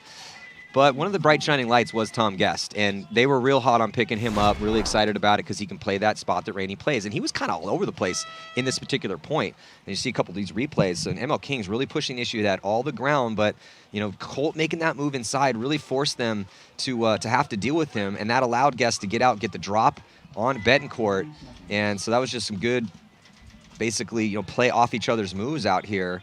And this was the closing moments in the one-on-one and just getting eaten up. It's 2 gun dominant here for Tom Guest. I got a coin for you, Tom. Come see me. And it looks like we have an update from Lauren.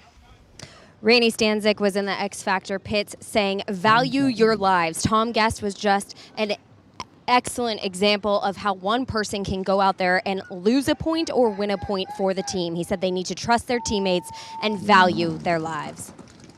Well, it's a team game, but a lot of times it really does come down to individual performances. Aftermath's going to be the first to drop a body. It's a 5-on-4 situation, and Diesel needs it. Only 4 minutes to work with. They're down by 3. Yeah, Diesel losing their first body out of the 50 snake. 4-on-4 now, Maddie. Aftermath, they are playing really well here, but I don't like the way that they've started playing these back 3 bunkers, the 2-3-4, and zoning up from there. I like those on the break, but man, they're transitional bunkers. If you stay in those for too long, you lose your opportunity to move forward into the 50s, and that's where the game is won. Hallberg in that snake cake, playing defensively. Well, they're calling out Hallberg. Yeah, that's going to be a penalty assessed, and that's going to pull out Barrett. AC Diesel needs this. This is going to give him This is going to give him this point. It's going to make it a 2-point game with 3 minutes left. So Diesel now, did they send Henningberg over to the D side? I think so. That is BJ over there. Here comes BJ Henningberg on the D side. He's going to streak all the way through, and also had Gladstone getting it done on this snake side as well. So the combo of Grayson Gladstone and BJ Henningberg. Well, BJ might be the only one fast enough to get out to that D side. He's really fast. Yeah, he's got Matt Marshall type speed. So. That's a Rich Telford type speed. Don't wish that on anybody. Well, one of the big problems that Diesel is having is they just don't have enough consistent survivability and offense on that D side. I love Baginski, but he's kind of getting worn out a little bit over there. Some early deaths, so they switched BJ over to that side. I think they've had Trillet over there as well too, but just in general, that's where they need a little more survivability, a little more consistent aggression. I really feel like Level has, and the last 2 field layouts has demonstrated how important it is to play the style of the field, right? Whatever style of the field is indicative to success. If you put yourself playing the opposite style, like defensively in the pocket on this field, you put yourself in a real disadvantage, even if you're playing against one of the lower teams. But it's a bit deceptive, though, because talking to a lot of the top players and coaches, everyone thought this field would play a little bit slower than it's actually playing out here. Man, it's only Friday morning, Matt. Wait till Sunday. We're going to be seeing some really slow, boring games. Oh, Betancourt gets eaten up. Actually, looks like might have traded out with Billy, so that's a good trade. Gotcha, that's a great trade. It is tied right now, tied up. 2 minutes left to go here. It's 4-on-4. It would be massive for ML Kings to beat X Factor and go 2-1 with one more game to go. Yeah, especially that win yesterday. Kyle Berry now? Well, because the ML Kings are sitting at 19th place, and they're a team that if AC Dallas finds a way to win some games, and if they can make a Sunday and ML Kings have a really bad weekend, then ML Kings maybe could get relegated. It's going to be tough. AC Dallas would really have to go off because they're sitting at 116 to 90. Can I ask you a question, Maddie? Yes, sure, Richard. What can I do for you? Some of the top teams here in the 20 decide not to play next season? Do teams still get relegated? Man, I don't know. That's a question for another day. I mean, What we could day talk would about that it, but it might take a little time to talk about that. And we got a tie ball game right now. Meter Ninos getting shot out, and Archie taking the walk. So a couple big kills here, and a huge moment for the ML Kings to try to take this win away as we hit the minute mark. X Factor down to just 2 bodies left alive. Tom guessing that stand-up can, and I'm not sure who's in the Dorito one, but I'm guessing it's Jesse Stevens. No one in the Snake right now for either squad. No one on the Snake side, period, at all for San Antonio X Factor. Yeah. So the ML Kings have an opportunity here if they can try to push forward and take the going. bunkers. It's Kyle Berry. Carol Berry again. You know, he doesn't have that much time to work with. 40 seconds. Got to find a way to crack through these last 2 guys. I think that's all that X Factor has left. Yep, D1 and center can. Center can. Oh, dead. Kyle Berry's going to get the shot then on Tom Guess's arm. Oh, and an immediate concession, and that's smart. That is a smart concession. The second that Tom Guess got shot, knowing that Colt's probably not going to win a 1-on-3 in 39 seconds, at least preserve enough time to have a chance to come back. But what a great performance here from the ML Kings. And let's check in again with Lauren. Thanks. AC Diesel wants to get another point on that board to close out this point spread. The bounce shots out there are becoming real threats. Trillett said he was under a lot of heat in the last few points, but going out on the field, they want to be proactive, on their toes, and just cognizant of the time they have left to try to tie this up or take a win. 10 seconds. Well, let's see if they can do it. There are a lot of bounce shots out there. Yep. They're certainly We saw Mark get shot on a bounce shot in that last one, and apparently AJ's been wearing it on those too. So that's just a good job by Aftermath of playing the field. 5 life for Diesel. Like I hate bounce shots, and a lot of people do, but you got to play the bounce shots. If they're there, yeah, man. Unger here into the Snake. Yeah, Diesel. So I like this, that Aftermath's taking a little bit of ground Me too. and then going to play defense here, try to preserve this 2-point lead. 3 minutes to go. Aftermath is going to be losing Ramirez. Yeah, I like Diesel filling up the center of the field. They lose BJ. 4-on-4, Matty. Grayson in a good spot here at the brick, up and over the top, trying to put some pressure on Hallberg. Hallberg just trying to protect Brandon. Here comes Aftermath crossed up, just trying to burn this clock up. Riding a 2-point lead.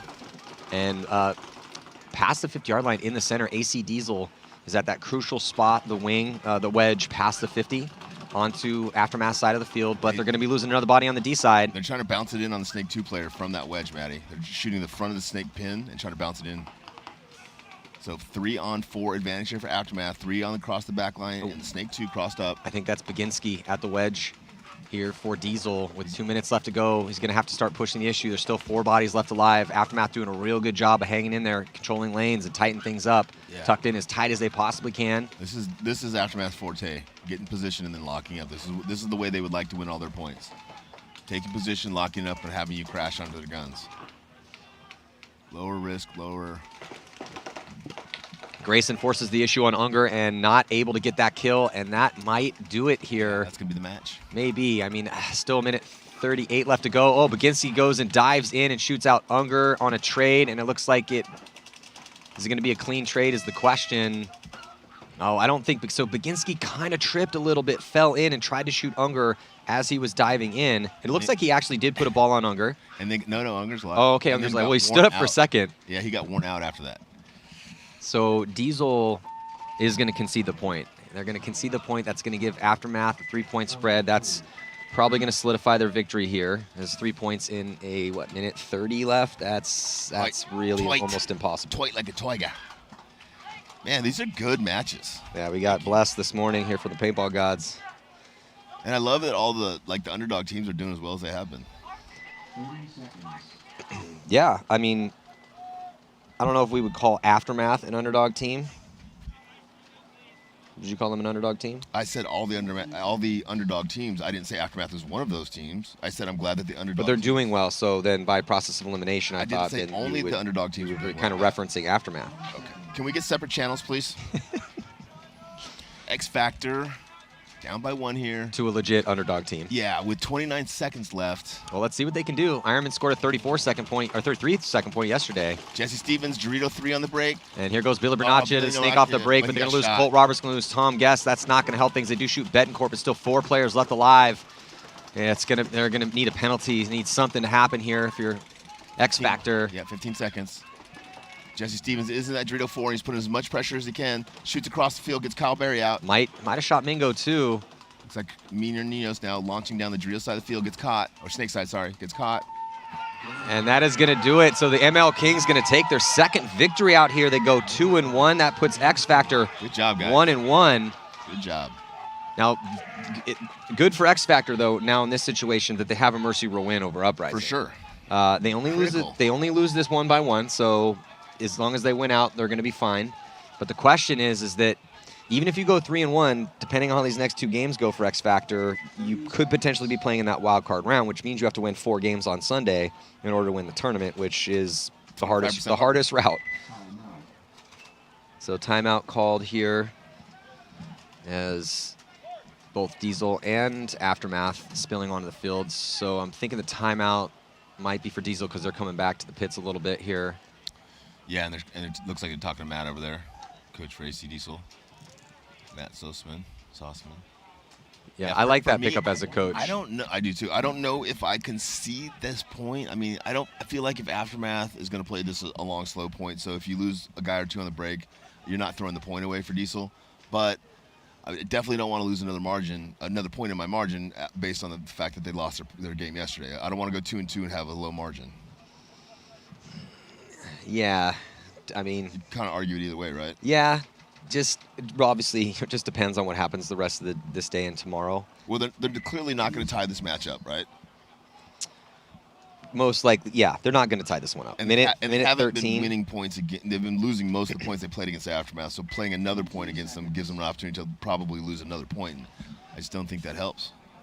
Well, Diesel came into this one with a 0 wins and 1 loss, and they lost by 3 yesterday. So if they lose this one by 3, they'll be -6, 0-2, which is not good. Really puts the pressure on them and it's going to make it really exciting to watch Diesel's next 2 games. BJ back on the Snake side.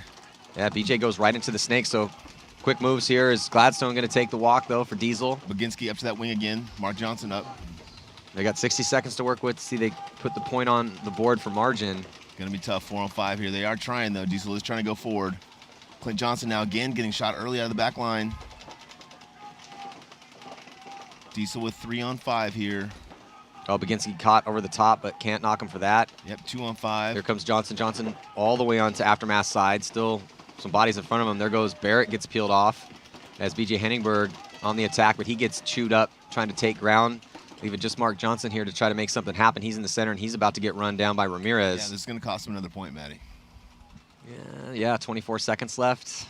So they take the risk, try to put a point up on the board for margin. It's going to give an extra one, so it'll be a -7 heading into their next 2 games. When your margin's already big, man, you got to really protect that.